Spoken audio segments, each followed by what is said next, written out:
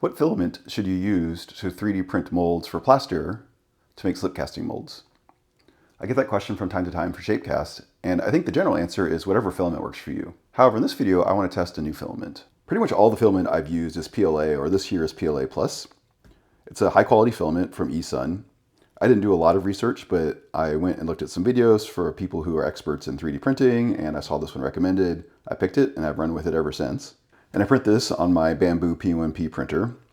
Before that, I'd actually switched to using this filament on my Ender 3, which was a very old printer, and it did help. Having a high quality filament and a nice dry filament, I think, is the primary requirement. You want a really good print. Basically, all you really need is something that creates the form for your pot. This here is the inner mold. However, with the new Ridges and Grooves version that uses binder clips to clip everything together, there are some rather tight tolerances on the geometry. To prevent the plaster from leaking, we really want the ridges from one piece to fit into the grooves of the other.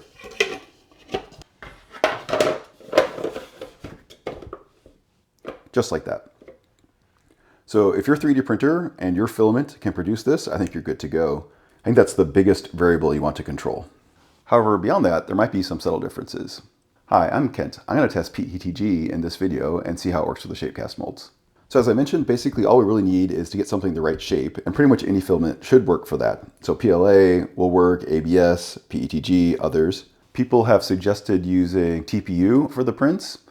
You can if you want. The flexibility might come in handy in some circumstances. The problem with TPU is getting a good surface finish. And since this is what transfers into the plaster and in turn transfers into our pot, we want basically as good as a surface finish we can get. This one here, I just went ahead and sanded back the PLA to get it nice and smooth. For other molds, I've actually went ahead and primed and sanded it to get it even smoother.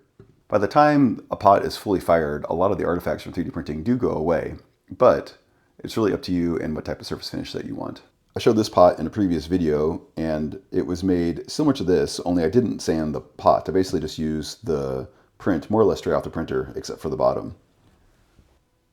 And if you look very closely, you can see here is the seam line from the print going back and forth, and you can see the layer lines just barely. On the bottom, you really can't see anything. This is marbled, so it's a little bit deceptive. There's a little bit of a ring here, but that's actually in the model itself. It's not from the 3D print. So I just picked this up here. This is PETG for high speed. Since I have a Bamboo printer, it'll print relatively quick. It's a different type of plastic. From a printing perspective, it prints hotter, but my printer should handle that no problem. One of the potential advantages of PETG is that it's slightly more flexible than PLA. PLA can get kind of brittle, and these molds really don't flex so much, so I don't think it's a big deal. I think for the older version of Shapecast with the threaded inserts, potentially them pulling out might be due to some of the brittleness. But as I said, that's going away, so I don't think it's a huge factor. I think where it might come into play is with handles in particular. So this here is part of one of the Shapecast handles that I have. This one is relatively thin, and the way this works is we assemble the pieces together. We then put on the outer mold walls, we pour plaster, we demold it, and we wind up with something like this.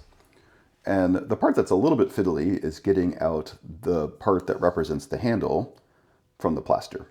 There really can't be too many features on the handle itself to help get it out. There's a little bit of a lip that seals against the bottom plate.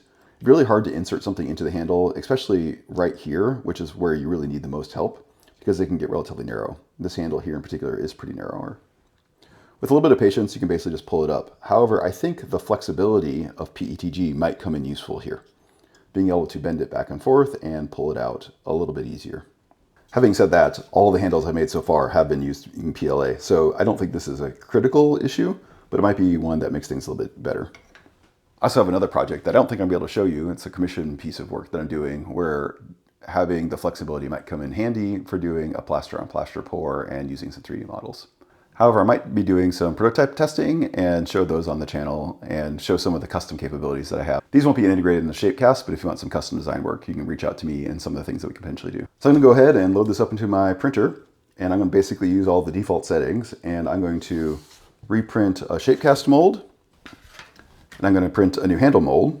We'll pull them off the printer, check them out, and then after that, we'll pour plaster and see if we notice any big differences. Several days of printing later, I now have a whole bunch of parts.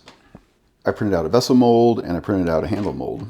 Printing PETG is definitely different than printing the PLA Plus. I went ahead and used eSun's parameters for this particular filament and for my particular printer and loaded them in. And this was the first part it printed. This is the bottom ring. It's relatively straightforward. It basically just has the ridges that mate with the corresponding grooves in the other part. And the material definitely is different. It has a little bit more give in it. Probably hard to see on camera. This is the PLA Plus, and it's just a bit stiffer. So it definitely flexes a little bit more, and it feels a little bit more rubbery. The surface finish is also not as good. The top isn't quite filled in. I suspect the parameters need to be tuned a little bit more, which I'm surprised given that the PLA Plus just worked straight off the printer. I also had some problems releasing the prints from the print bed. So you'll notice there are two of these, and it's because the first one failed. It printed okay, but when I went to remove it from the print bed, it was stuck to the print bed way more than I was expecting, and getting it off was a bit of a challenge. So it started chipping off along the edge here where the print gets really thin. Basically at the very edge, this is just one layer thick. And I was in a hurry and so kept trying to remove it. I should have slowed down and wound up breaking off a piece of the print. This here, so that was no good. So I looked a little bit and it seemed like there are a few things you could do. One of the things I did was drop the print bed temperature down a little bit. And I went ahead and did a second print, and these take a while. These take on the order of 12 hours on the fine setting. And it was better, but I still have a little bit of problem. Like where it gets down to one print line thick, it still wanted to adhere to the print bed. Versus with the PLA Plus, I have not had that problem ever. The other thing to note is that the surface finish isn't nearly as good. I had a little bit more stringing. I turned on the random setting so that the seam line isn't straight up and down, and so it winds up being distributed, but now there's all these little surface blemishes. I think there's maybe a little bit of stringing off of that. I was a little bit surprised by that. Either the filament wasn't dry out of the bag, which is possible, but seems a little bit surprising. Or again, the print temperature is off and maybe a little bit too high. The other prints were basically similar. They were much easier to print, mostly because the geometry is just easier. Although again, like where it gets down to one line, there's definitely some chip out. And the handle molds were similar. They printed okay, but where it goes down to just one line, it was again adhering to the print bed and getting it off, wound up breaking it off a little bit. Most of these features are non-critical. Basically, it's round over the edge of the plaster. Maybe this one here is the most important because it seals against the inner ring, but basically this whole surface area is involved with that sealing, so I think it'll be okay. And I printed the inner mold for the handles as well. I printed these with outside brims, and I had to slice those off. That worked okay. It was a little bit harder to remove than with the PLA Plus, but no big deal. I do think still that maybe the slightly more flexible nature of this filament could be useful in demolding from the plaster, but we will try that out. So the next step in dealing with these parts is dealing with the surface finish. And for that, I usually sand them. So let's see how this sands and how that might be different than PLA. So for the outer molds, we can use those just as is. That's true for the vessels. So these two pieces here and the ring, we can basically use as is. Make sure there aren't any big blobs anywhere, but otherwise we don't need to worry about it. For the slip well, we don't need to really worry about it as well. We want to make sure nothing gets caught, but we want to see if we can get the finish here as smooth as possible. I think this texture definitely would transfer into the pot. For the handle molds, don't need to worry about the outer walls. Likewise, bottom plate should be fine. Well, one thing I should note is that it looks like there wasn't quite enough extrusion. It looks like it's slightly under extruded. I could see some of the ridges and valleys here. And I think the handle molds, to my eye, look good. Maybe I want to do a little bit of touch up here on the ridge. This is where I'm going to focus my attention. So I've done a variety of things to finish the surfaces of my 3D prints. This one here I just sanded. In particular, I use this. This is 150 grit. And I just want to basically knock off all the high spots.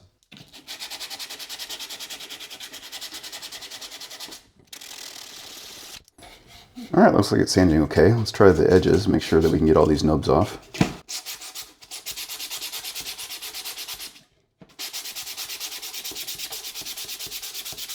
All right, looks like it's sanding pretty similar. Let me go ahead and do a little bit more of that off camera. And there we go, just a few minutes with the sandpaper. And then I went over with a red Scotch-Brite just to get out any of the bigger scratches. There may be a few left. All those little nubs sanded off relatively easily, so those weren't a problem. They just looked kind of ugly. Sanding the foot was a little bit more tricky. I got it pretty flat. I think compared to the PLA, I was actually able to get a better surface finish on the PLA. If I really wanted to fix this, I would go ahead and prime the surface and then sand it some more. However, that isn't about the filament, so I'm not going to bother. I'm just going to see how it works with this. And then I went ahead and washed all the dust off to make sure there wasn't any of that hanging around. So now we can go ahead and assemble the molds and get them ready for plaster. With the PLA Plus, I just do that straight off the printer. So basically I'm going to do the same thing here. Go ahead and assemble these.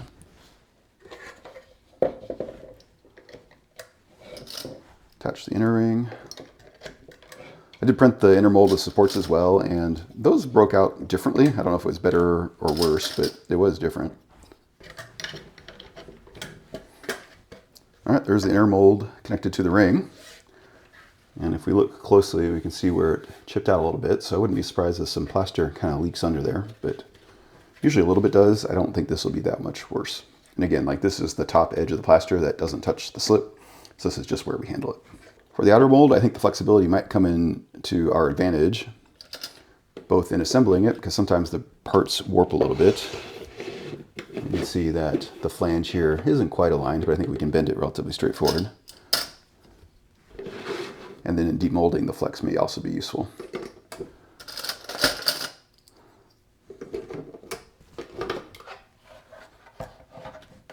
All right, just put a couple binder clips on and then feel, make sure that everything is aligned like we want it. A few strings here from the print. All right, that feels good.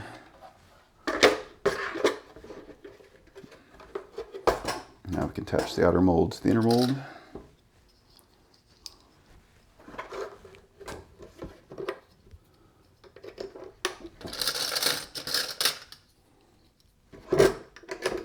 Get that joint.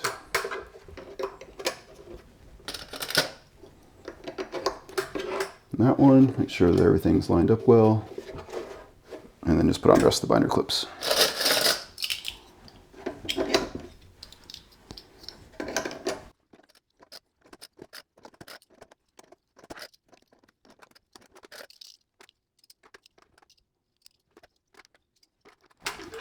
There we go. There's the vessel mold all ready for plaster. A few more strings from the outer mold. All right, let me go ahead and do the handle next. So I printed 2 halves for the handle so I can do 1 pour. This handle is actually symmetric, so I could get by with just 1 print and doing 2 pours after each other, but I figure since I'm testing printing, might as well test printing. All right, so those are the pieces all aligned. So for the handle mold, we need it to get down in this groove. So there's a small little step here that the handle fits down in, and basically all these sizes I have played around with quite a bit to get them to work. So if you're playing along at home, don't resize your handles, or if you do, then you risk things not working out.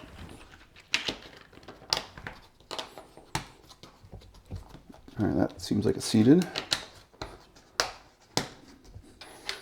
And now I need to tape the handle mold to the bottom plate. I've been using this tuck tape here. It is very sticky and water resistant. Make sure it's fully pressed down so we don't have any place for the plaster to go.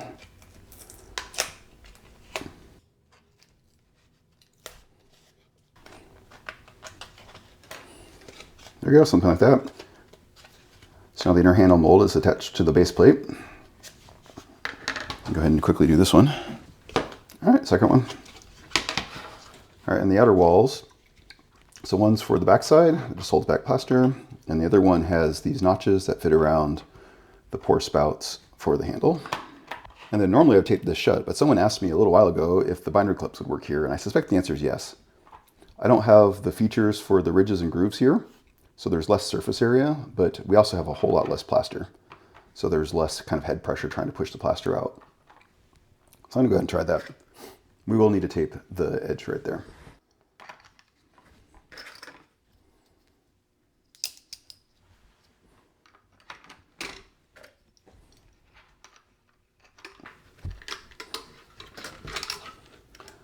All right, so those are roughly assembled. So now I need to tape this joint right here.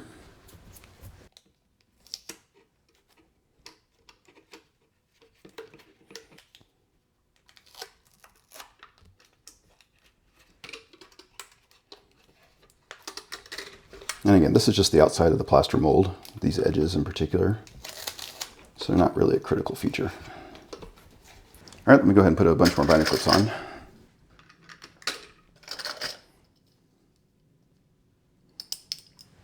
Seems like simple insurance. If these leak at all, I'm expecting them to leak right here. There's basically just not a lot of surface area between the registration pin and that hole.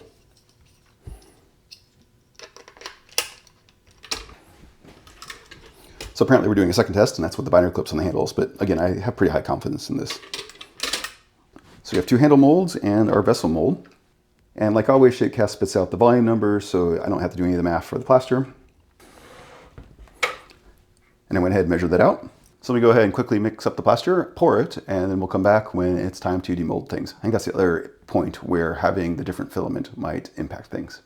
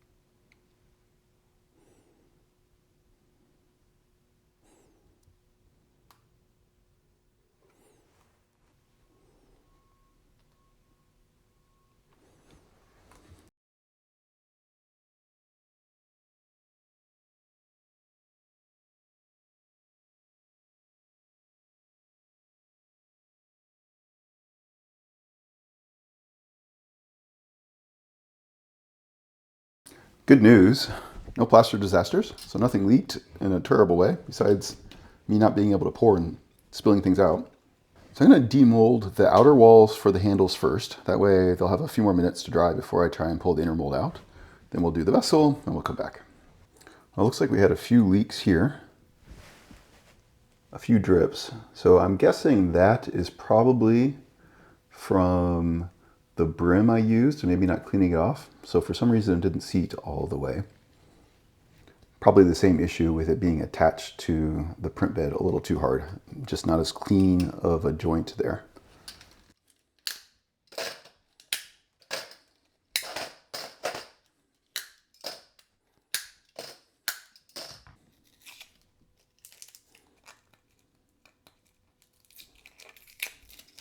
It doesn't look like we leaked out any of these registration holes, which is different than the tape. I guess the clamping force is just stronger with the binder clips, or closer to where the joint is, since the tape seals on the outside. All right, first stage of demolding, these just pop off. Just like that. And the outer molds slide off. And I will say that is easier than the PLA. It's definitely that flex, I think is helpful, particularly these walls here.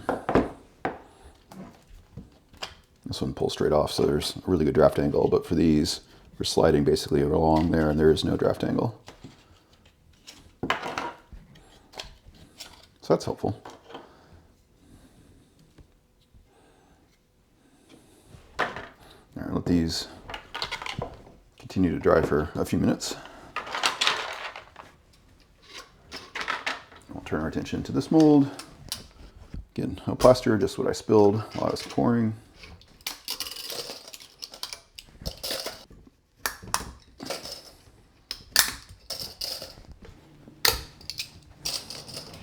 The ring should just come straight off. It does. This looks very similar amount of flash that I get normally.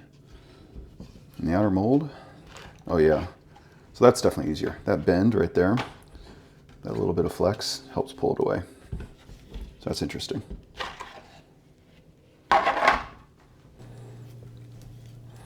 Very minimal seam line here between the plaster halves. See all the little nubs from the 3D printed artifacts. I don't know if you can see those, the contrast, but they are there. Let's grab this seam real quick, scrape it down.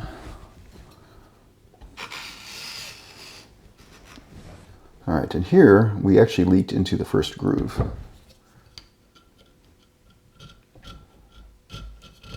And I think that is probably because that corner got broken off.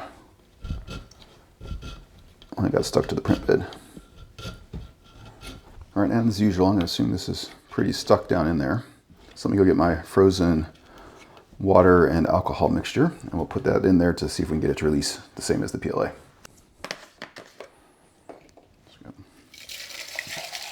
Pour this in. It's a little bit slushy.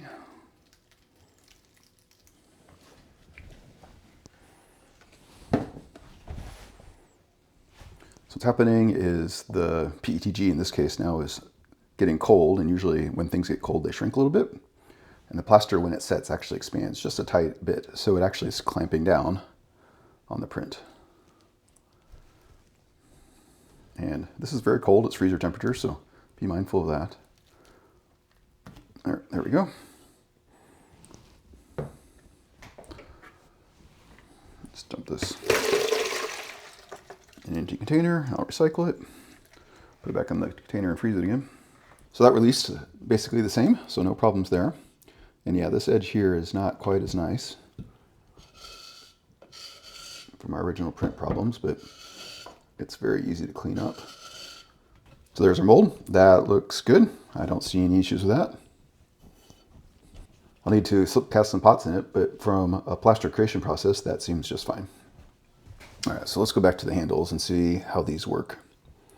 So usually there's a little bit of flash on the ends here that's the same.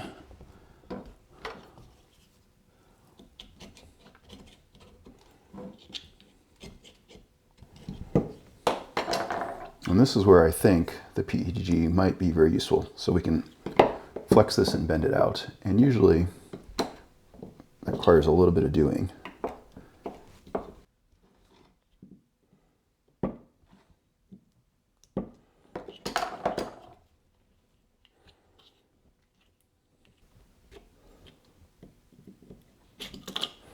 All right, so that flexibility is definitely nice. Yeah, way more bendy. Yeah, so compared to the PLA handle, more flexible. All right, I got a little bit of chip out here. That's mostly because I should let this dry a little bit more, but I have something else I have to go do in a few minutes, so it'll be okay.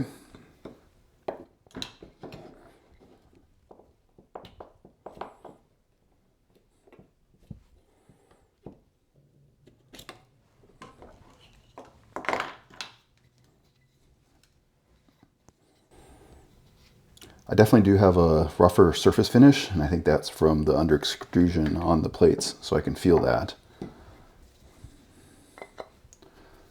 However, I think they mate together pretty well.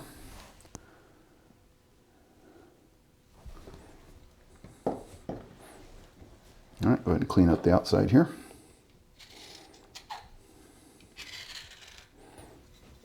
All right, one new handle mold. And one new vessel mold. So what are the big differences between using my PLA Plus and this new PETG? Well, there are several. On the plus side, the flexibility was nice in a variety of situations. Being able to flex the side walls of the handle mold off, being able to flex the inner mold of the handle out of the plaster, and a bit of a surprise benefit, being able to flex the outer mold off the plaster as well.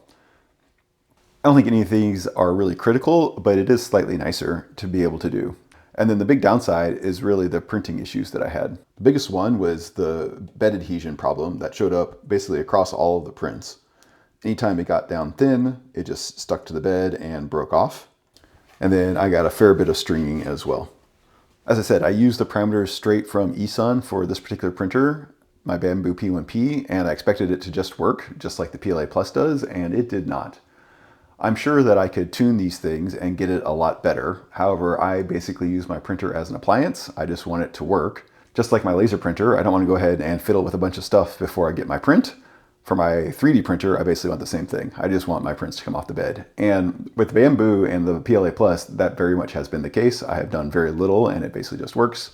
With this PETG, that has not been the case. I think the other thing I may try is to go ahead and get Bamboo's PETG. Presumably they have all the profiles locked down, and if it's going to work well, it should work well with their filament. So I might test that at some point. Right now, I don't have a filament changer for my printer. I basically can only print one filament at a time before having to manually change it out, which means I'll probably just stick with one filament. And in this case, I think I'll stick with the PLA+. If I ever do get a multi-material system, then it might be useful to load in the PETG. I do think for this outer mold, and then maybe the handle mold, it would be useful, especially if I can get to the prints to come off the print bed and to get rid of all the stringing artifacts. I think it'd also be useful where supports are needed. From what I understand, the PLA and the PETG don't stick to each other, so it's really, really easy to remove the supports. But so far, everything I've designed for Shapecast doesn't really need that. The supports that are used are all on sides of the plaster that don't really matter. If that changes, maybe I'll explore it a little bit more. So should you use PETG? Well, I think the answer comes back to use whatever filament you can reliably print on your printer. That's really the biggest thing. Can you get a successful print that looks nice and good off of your printer? In my case, out of the box, the answer was no. I'm sure I could get there with a fair bit of work, but I don't really want to do that work. I just want my prints to work so I can make my molds. If you enjoy fiddling with your printer and tuning all those things, or already have it already working, then sure, go ahead. I think it is actually useful in these cases here. You probably don't need to print everything that way. Particularly, I don't think there's much advantage in printing the inner mold that way. But for the other parts, the flexibility could come into an advantage. Either way, I think it was a good test. If you have any questions or comments, let me know. Thanks.